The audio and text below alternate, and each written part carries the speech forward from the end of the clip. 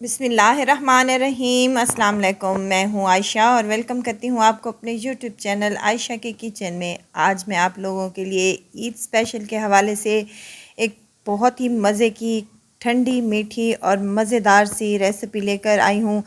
बहुत ही शानदार बनती है, 15 से 20 मिनट में ये बन जाती है और नहायत ही डिलीशियस लगती है।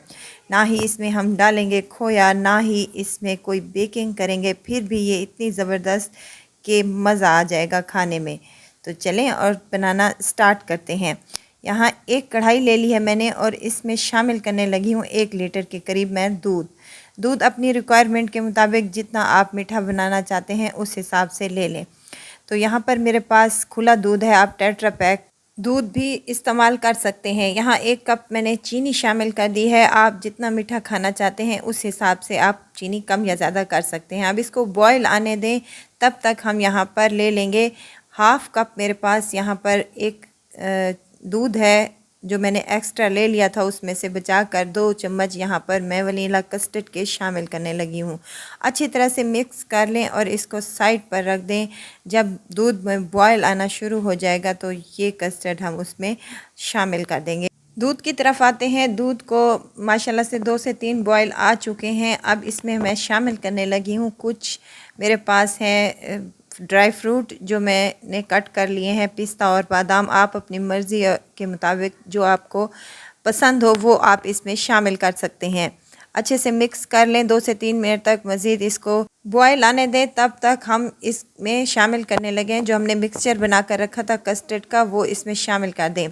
थोड़ा थोड़ा करके शामिल करें। एक हाथ से कस्टर्ड का पेस्ट शामिल करें और दूसरे हाथ से चम्मच बराबर हिलाते रहें ताकि ये हमारा गुठलियाँ ना बने और इक्वल सा स्मूथ सा हमारा कस्टर्ड बनकर रेडी हो सके। हमने तमाम इसमें शामिल कर दिया है और मज़ीद इसको 2 से 3 मिनट तक पका लेंगे ताकि अच्छे से गाढ़ा हो सके। अब इसको मज़ीद क्रीमी बनाने के लिए 1 कप मेरे पास फ्रेश क्रीम है, ये ऑप्शनल है। अगर आपके पास है तो आप इसमें शामिल कर दें, नहीं तो ये स्किप भी कर सकते हैं। ये मलाई दूध के ऊपर वाली मलाई है जो रोज़मर्रा दूध से हम ऊपर से निकालते हैं। अगर आप चाहें तो टेट्रा पैक क्रीम का भी यूज़ कर सकते हैं। नहायत ही मज़ेदार और क्रीमी सा इसका टेस्ट और फ्लेवर आएगा इंशाल्लाह ताला। अब मज़ीद इसको 5 से 7 मिनट तक पका लिया है ताकि क्रीम अच्छे से मिक्स हो जाए और हमारा ये जो कस्टर्ड वाला मिक्सचर है ये मज़ेदार सा बनकर रेडी हो सके। अब इसका हमने फ्लेम को ऑफ़ कर दिया है और इसको ठंडा होने के लिए साइड पर रख देंगे। जब तक हमारा ये मिक्सचर ठंडा होता है तब तक हम क्रीम को प्रिपेयर कर लेते हैं।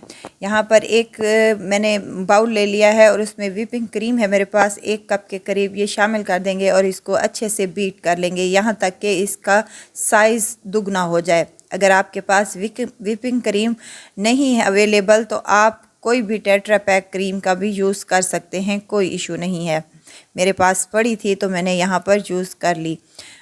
इसको मैंने इतना बीट किया है कि ये साइज़ में दुगनी हो चुकी है। अब यहाँ पर मेरे पास केक है जो मैंने ख़ुद ही बेक किया है, आप चाहें तो बाज़ार से भी ले सकते हैं। इसके मैंने पीसेस कट कर लेने हैं। केक अगर आप बेक नहीं करना चाहते तो इसको बाज़ार से भी ले सकते हैं, नहीं तो केक की जगह आप पापे का भी यूज़ कर सकते हैं।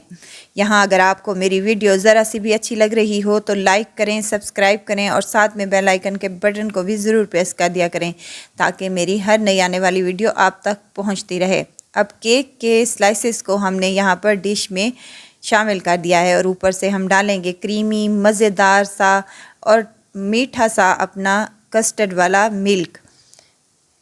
मिल्क डालते ही तमाम केक ने इसको सोक कर लिया है। अब यहाँ पर हम क्रीम की एक लेयर लगा देंगे और ऊपर से स्पैचुला की मदद से इक्वल सा कर लेंगे और अब दूसरी दफ़ा भी हम केक की एक लेयर लगा लेंगे।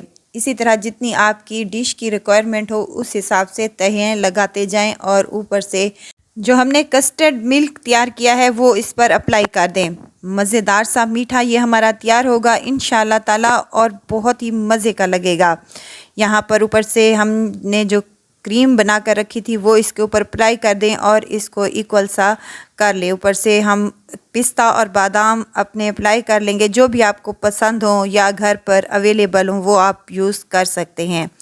अब इसको 2 से 3 घंटे के लिए आप फ्रिज में रख लें, बाद में इसको खाएं तो बहुत ही मज़ेदार और यम्मी सा ये हमारा मीठा बनकर रेडी हो चुका है। इस ईद पर तो इस मीठे को ज़रूर ट्राई कीजिएगा। तो ज़रूर ट्राई कीजिएगा और दुआओं में मुझे ज़रूर याद रखिएगा। खुश रहें, खुशियाँ बाँटें, इजाज़त चाहती हूँ। फिर आऊँगी इंशाल्लाह नई और मज़ेदार सी चटपटी रेसिपी के साथ। आयशा को दीजिए इजाज़त। अपना बहुत सारा ख्याल रखिएगा और दुआओं में मुझे याद रखिएगा। अल्लाह हाफ़िज़।